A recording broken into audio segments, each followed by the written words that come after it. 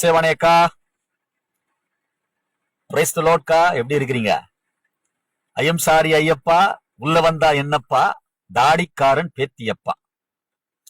அக்கா, ஒரு கிறிஸ்துவ நீ, கிறிஸ்துவ சகோதரி, நீ எப்படிக்கா ஐயப்ப சாமி கோயில் உள்ள போவ?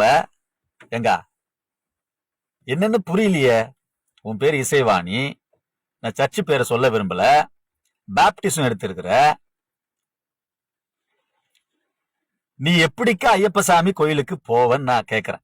இன்னொன்னு, இந்த பாட்டை யாரோ முட்டாத்தனமா எழுதி குத்துக்கிறான். உனக்கு அதையும் நீ கண்மூடித்தனமா பாடிட்டா இப்ப மாட்டீங்கன்னு. ஐயம் சாரி ஐயப்பா, உள்ள வந்தா என்னப்பா, தாடிக்காரன் பேத்தியப்பா.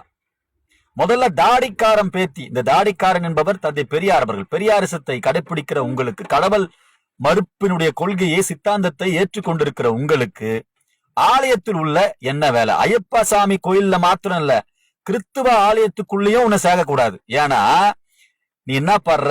தாடிக்காரன் பேத்தின்ற. தாடிக்காரன் பேத்தின்னா எந்த ஆலயத்துக்குள்ளேயும் நீ போகவே கூடாது. ரெண்டாவது, தீட்டான துப்பட்டா. இன்னொரு வார்த்தையை நான் சொல்ல விரும்பல, நீ தான் கொச்சப்படுத்திட்ட. நானும் ஒரு கிறிஸ்தவன் தான், கொச்சப்படுத்த விரும்பல.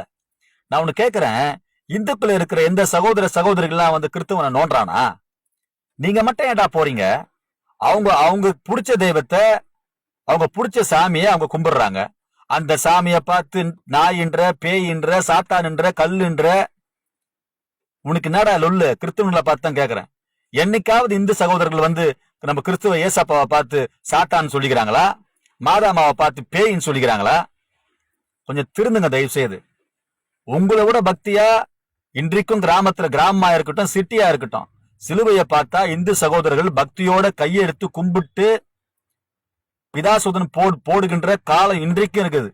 ஆனா நீங்க பெரிய அப்படியே திருந்துங்கடா. முதல்ல திருந்துங்கடா. பைபிள்ல ஒழுங்கா படிச்சு அதுல இருக்கிற சாராம்சத்தோட வாழுங்க.